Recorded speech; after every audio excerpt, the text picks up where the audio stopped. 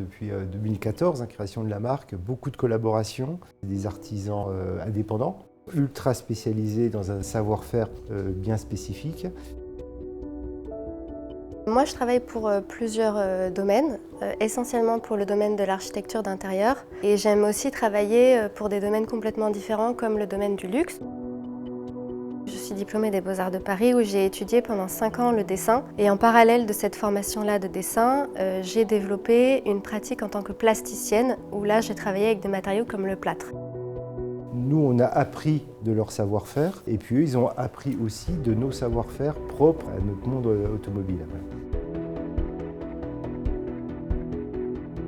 En sortant des Beaux-Arts de Paris, j'ai eu envie de continuer mon apprentissage de nouvelles techniques. Donc j'ai suivi une formation de 1 an à l'école d'art mural de Versailles, où j'ai appris des techniques comme la dorure ou travailler la matière dans le frais.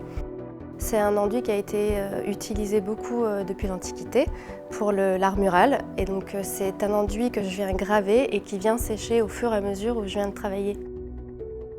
C'est l'occasion pour nous de découvrir justement des gens qu'on n'aurait pas forcément été voir naturellement et qui viennent à nous. C'est ce qui est magique dans cet appel à création. C'est comme ça d'avoir cette occasion de détecter des savoir-faire qu'on n'aurait pas été chercher naturellement. Et j'ai trouvé ça très surprenant et très novateur en fait qu'une marque d'automobile de luxe comme ça fasse appel à un métier d'art.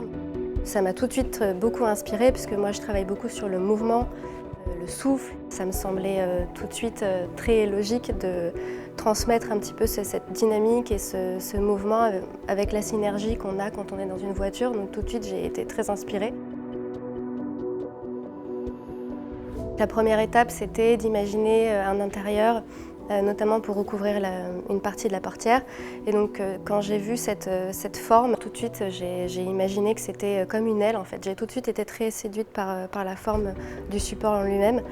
Et donc je voulais comme ça faire dialoguer la matière que j'allais poser dessus, qu'elle ait un sens en fait avec le support. Et je me suis imaginé que c'était un espèce de plumage en fait d'une créature hybride fabuleuse qui était entre l'oiseau et le reptile. Moi j'ai eu un coup de cœur assez rapide sur le travail d'Anne Lopez, qui est à la fois extrêmement puissant, il y a aussi beaucoup de raffinement, d'élégance, il y a ce mouvement que j'ai adoré.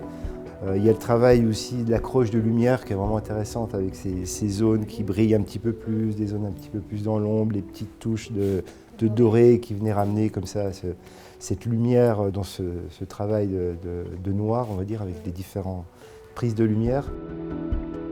Quand j'ai ouvert la porte de DS9 et que j'ai découvert tout le travail appliqué sur l'intérieur de DS9, j'ai vraiment eu l'effet waouh. J'ai trouvé vraiment que le jury était très bienveillant. À chaque fois, c'était assez enrichissant en fait, les questions qu'ils me posaient. Et puis d'être poussée comme ça, de me dire bon ben je vais aller plus loin, voilà, ça plaît, donc je ne me suis pas trompée, donc je continue et voilà. Donc il y a vraiment un mariage entre l'intérieur de DS9 et puis le travail d'Anne Lopez qui était juste parfait.